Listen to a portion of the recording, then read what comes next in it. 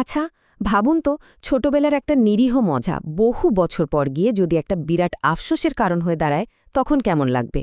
চলুন নারায়ণ গঙ্গোপাধ্যায়ের অসাধারণ ছোট গল্প দামের গভীরে গিয়ে এই অনুভূতিটাকে খুঁজে বের করার চেষ্টা করি। তো একটা লেখার আসল দাম কি হতে পারে? শুধু সেই টাকাটা যা পারিশ্রমিক হিসেবে পাওয়া যায়, নাকি তার চেয়েও অনেক বড় কিছু? এই গল্পটা না আমাদের ঠিক এই প্রশ্নটার সামনে এনে দাঁড় করিয়ে দেয়।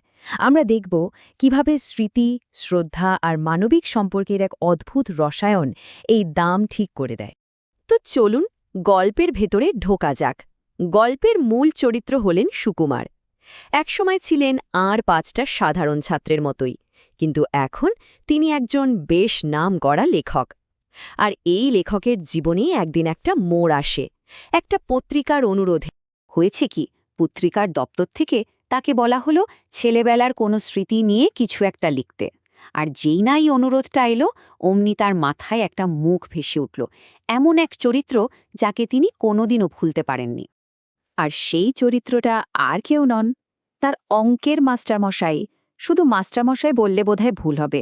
তিনি ছিলেন ছাত্রদের কাছে সাক্ষাৎ যমদূতের মতো। তার ক্লাসে অঙ্ক ভুল করা মানেই ছিল ভয়ঙ্কর কিছু অপেক্ষা করছে। আর মজার ব্যাপার হলো, সুকুমারের মনে মাস্টারমশাইয়ের যে ছবিটা ছিল, তাতে ভালোবাসা বা শ্রদ্ধার চেয়ে ভয়টাই ছিল বেশি।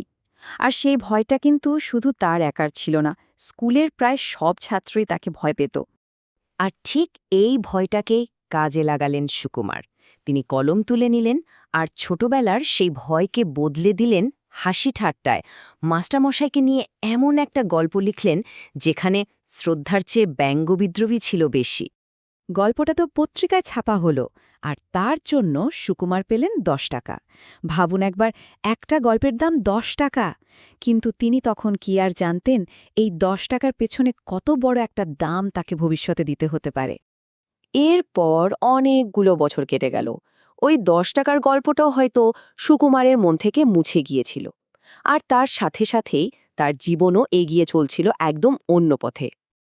যে ছেলেটা একদিন ভয়ে ভয়ে অঙ্ক কষত, সেই এখন বাংলা সাহিত্যের এক উজ্জ্বল তারকা।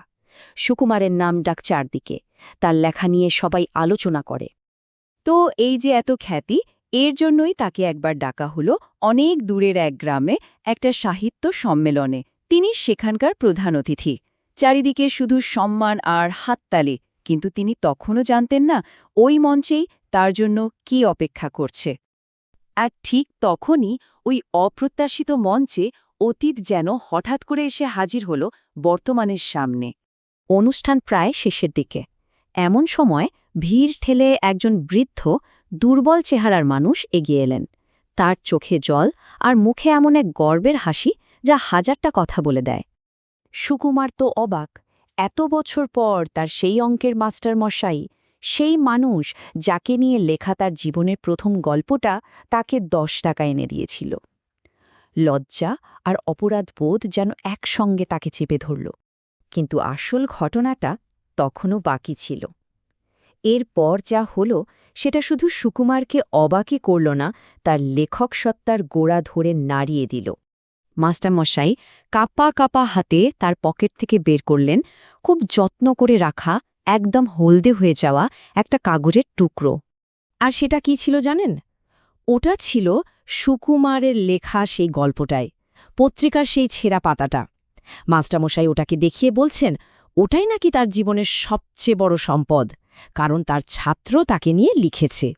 গর্বিত মুখে তিনি সবাইকে সেটা দেখাচ্ছিলেন। তিনি গল্পের ভেতরের ঠাট্টা বিদ্রুপটা ধরতেই পারেননি। তার সরল চোখে ওটা ছিল তার প্রিয় ছাত্রের দেওয়া সবচেয়ে বড় পুরস্কার, এক অমূল্য শ্রদ্ধার্ঘ্য। আর ঠিক সেই মুহূর্তে মাস্টারমশায়ের ওই সরল গর্বিত মুখের দিকে তাকিয়ে সুকুমারের মনে হল যেন তার পায়ের তলার মাটি সরে যাচ্ছে। তিনি বুঝতে পারলেন তার ছোটবেলার একটা মজা কত বড় একটা ভুল ছিল। লজ্জায়, অপরাধবোধে তার মাথা নিচু হয়ে এলো। গল্পের শেষে সুকুমার নিজেই লিখেছেন তার সেই মুহূর্তের অনুভূতির কথা, যা তার বিবেককে একেবারে কুড়ে কুড়ে খাচ্ছিল।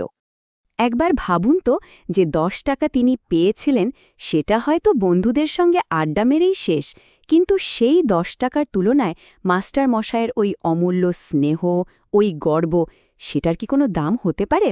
একদিকে সামান্য 10 টাকা, আর অন্যদিকে একজন শিক্ষকের সারা জীবনের সঞ্চয় করা গর্ব। তখনই সুকুমার বুঝতে পারলেন, তিনি হয়তো অনেক বই পড়ে লিখে অনেক বড় হয়েছেন, কিন্তু আসল শিক্ষাটা হয়তো তখনও বাকি ছিল। তিনি শেখেননি কি করে মানুষের ভালোবাসা আর শ্রদ্ধার আসল দাম দিতে হয়।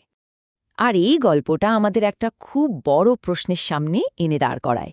ভালোবাসা, স্নেহ, শ্রদ্ধা এগুলোর কি সত্যি কোনো দাম হতে পারে?